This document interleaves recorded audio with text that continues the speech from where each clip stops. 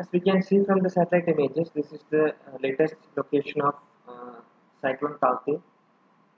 It has moved further northwest of Goa and approximately is at a distance of around 220 kilometers northwest of Goa, Panji, and the system resulted in very high wind speed over Panji and mostly over Goa.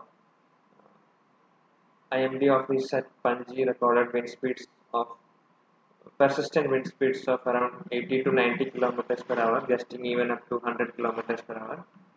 So, if we check the present situation, even though the center of the cyclone has moved around 200 kilometers away from Goa, uh, the outer periphery cloud bands that we can see here in this radar image are keep on coming to Goa from the seaside, and this is a feature of how the after effect of cyclone is. Once the cyclone center moves, even though the location is away from the center of the cyclone, there is a lot of cloud bands that are going to come and pass over the region. So that is the same thing happening over Goa now. The center has moved away, but the cloud bands are keep on coming, and these cloud bands will be capable of providing intense spells with very high wind speed, because the system uh, 200 kilometers away from the center of the cyclone, still there can be a huge amount of wind speed. So that wind speed along with the intense spells of rain from these cloud bands is what we are experiencing now. So as the system is moving more northwestward parallel to the coast of western coast of the country, uh, the impact of this wind speed is going to keep on reducing. So it is very likely that by the early morning of tomorrow, the wind speed will come down, and so will be the rainfall activity. Uh, so if we go to the forecast, today and tomorrow we are expecting widespread rainfall activity over Goa, North Goa and South Goa districts.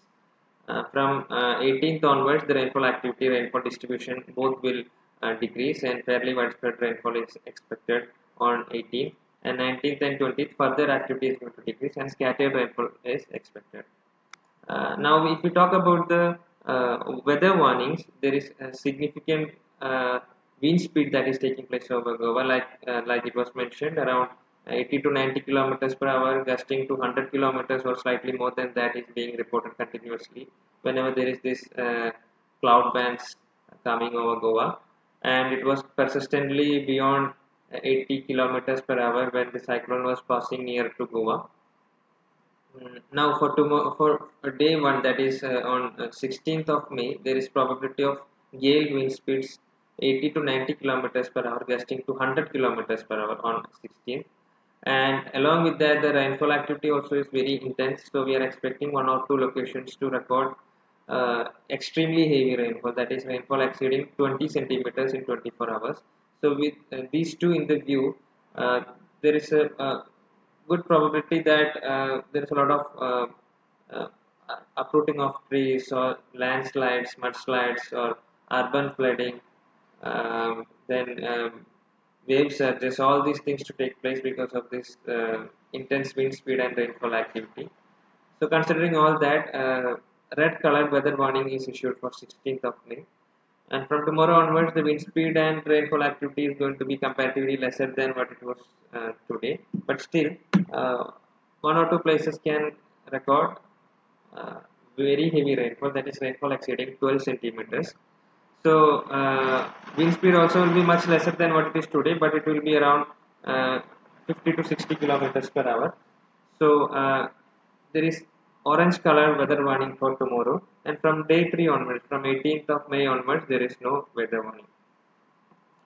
And the warning for fishermen continues as the same it was yesterday. Fishermen are requested not to venture into sea up to 18th of uh, this month.